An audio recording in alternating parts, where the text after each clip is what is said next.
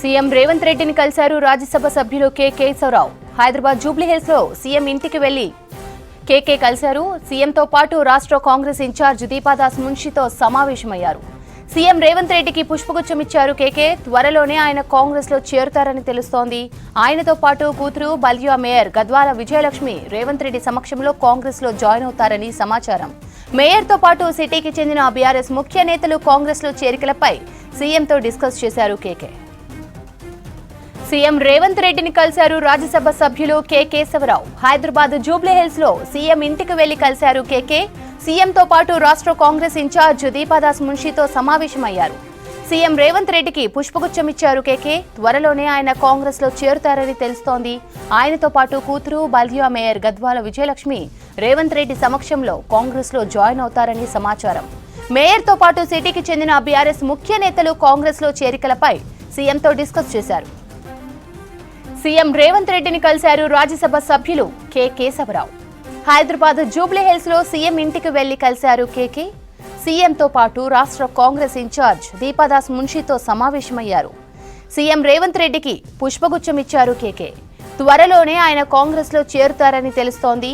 ఆయనతో పాటు కూతురు బల్దియా మేయర్ గద్వాల విజయలక్ష్మి రేవంత్ రెడ్డి సమక్షంలో కాంగ్రెస్ లో జాయిన్ అవుతారని సమాచారం. మేయర్ తో పాటు సిటీకి చెందిన బీఆర్ఎస్ ముఖ్య నేతల కాంగ్రెస్ లో చేరికలపై సీఎంతో డిస్కస్ చేశారు కేకే.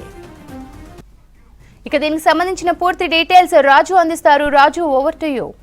సీఎం రేవంత్ రెడ్డి నివాసంలో రాజ్యసభ సభ్యులు బీఆర్ఎస్ నేత సీనియర్ నాయకులు కేశవరావు భేటీ అయ్యారు. భేటీ అయిన తర్వాత దాదాపు హాఫ్ అన్ అవర్ సేపు ఆయనతోని మంతనాలు చేశారు.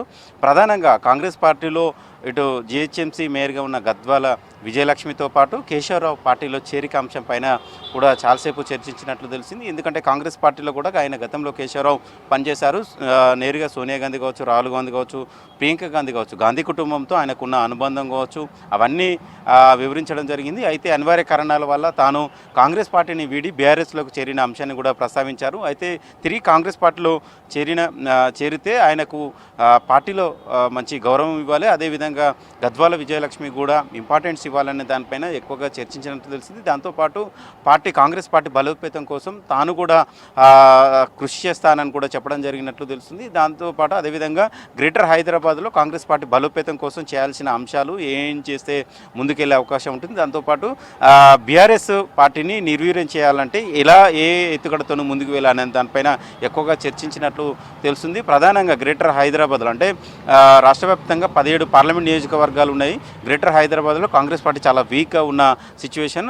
అయితే వచ్చే రానున్న పార్లమెంట్ ఎన్నికల్లో కాంగ్రెస్ పార్టీ మెజార్టీ సీట్లను కైవసం చేసుకోవాలంటే పార్టీలో చేరికలు అవసరం. ఆ చేరికల్లో భాగంగానే ఇప్పుడు బీఆర్ఎస్ సంబంధించిన నేతలను కాంగ్రెస్ పార్టీలో చేర్చుకుంటున్నట్లు తెలుస్తుంది. అయితే దాంతోపాటు మరికొంతమంది కీలక నేతలను కూడా కాంగ్రెస్ పార్టీలో చేర్చుకోవాలి. అదేవిధంగా ప్రజెంట్ సిట్టింగ్ బీఆర్ఎస్ ఎమ్మెల్యేలుగా ఉన్నవారు కూడా కాంగ్రెస్ పార్టీలో చేరడానికి సుముఖంగా ఉన్నారు అనే అంశాన్ని కూడా సీఎం రేవంత్ రెడ్డితోని కేశవరావు మాట్లాడినట్టు చర్చించినట్టు తెలిసింది. అదేవిధంగా బీఆర్ఎస్ ప్రజెంట్ సిచ్యువేషన్లో పార్లమెంట్ ఎన్నికల నేపథ్యంలో అభ్యర్థులుగా ఉన్న వాళ్ళు కూడా చాలామంది పోటీకి సుముఖంగా లేరు. వాళ్ళు కూడా పార్టీ వీడడానికి పోటీ చేయడానికి ఇంట్రెస్ట్ లేరు అనే దాన్ని కూడా ప్రస్తావించడం జరిగింది. ఉదాహరణకు చూసుకున్నట్లయితే వరంగల్ నుంచి కడియం కావ్య నిన్న ఆమె కూడా పార్టీలో బీఆర్ఎస్ సంబంధించిన ఎంపీ అభ్యర్థిగా ఉన్నారు. ఎంపీ అభ్యర్థిగా పోటీ చేయడానికి ఇంట్రెస్ట్గా లేను అని కూడా ఆమె కూడా మాజీ సీఎం కేసీఆర్ కూడా లేఖ రాశారు. తను కూడా కడియంతో పాటు కడియం శ్రీహరి అదేవిధంగా కడియం కావ్య వాళ్ళు కూడా కాంగ్రెస్ పార్టీలో చేరడానికి సుముఖంగా ఉన్నారు. మరికొంతమంది నేతలు కూడా ఎంపీ బరిలో దిగినప్పటికీ కూడా వాళ్ళు కూడా పోటీ చేయడానికి ఇంట్రెస్ట్గా లేరు అనేది కూడా ప్రస్తావించినట్టు తెలుస్తుంది. సో మొత్తం కాంగ్రెస్ కూడా బీఆర్ఎస్ను టార్గెట్ చేసుకుని పెద్ద ఎత్తున చేరికలు చేపట్టాలని భావిస్తుంది. అందులో భాగంగానే ఈ మంతనాలు, ఈ చేరికలకు సంబంధించిన నేపథ్యం కొనసాగుతున్నట్లు తెలుస్తుంది. రేపు హైదరాబాద్లో లేదంటే ఢిల్లీలో కేశవరావు పార్టీలో చేరే అవకాశం ఉంది. కేశవరావు సోనియా గాంధీ సమక్షంలో కాంగ్రెస్ పార్టీలో చేరుతానని కూడా తన మనసులో మాట చెప్పినట్టు తెలిసింది. ఎందుకంటే కాంగ్రెస్ పార్టీలో గతంలో చాలా కీలకంగా పనిచేశారు. పిసిసి చీఫ్గా కాంగ్రెస్ పార్టీలో కొనసాగారు. బీసీ నాయకుడిగా పెద్ద గుర్తింపు పొందిన నాయకుడిగా ఉన్నారు.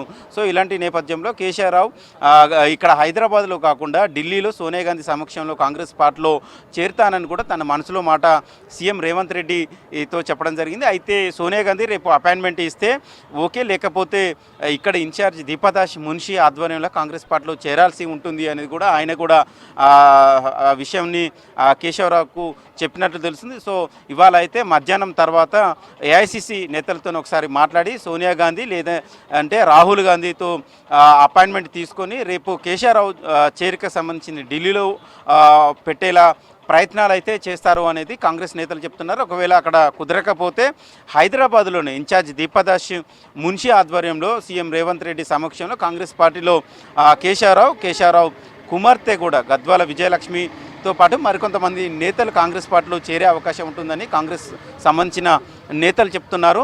అదేవిధంగా మరి కాసేపట్లో కడియం కావ్య కావచ్చు, అదేవిధంగా కడియం శ్రీహరి కూడా రేవంత్ రెడ్డి నివాసానికి చేరుకొని రేవంత్ రెడ్డితో భేటీ అయ్యే అవకాశం ఉన్నట్లు తెలుస్తుంది. పెద్ద ఎత్తున కాంగ్రెస్ పార్టీలో పార్లమెంట్ ఎన్నికల నేపథ్యంలో చేరికలపైన ఎక్కువగా దృష్టి పెట్టాలని కాంగ్రెస్ పార్టీకి సంబంధించిన నేతలు సీఎం రేవంత్ రెడ్డి భావిస్తున్నారు. అందులో భాగంగానే ఇవన్నీ మంతనాలు ఈ చేరికల అంశంపైన చర్చలు కొనసాగుతుంది. శ్రవత్.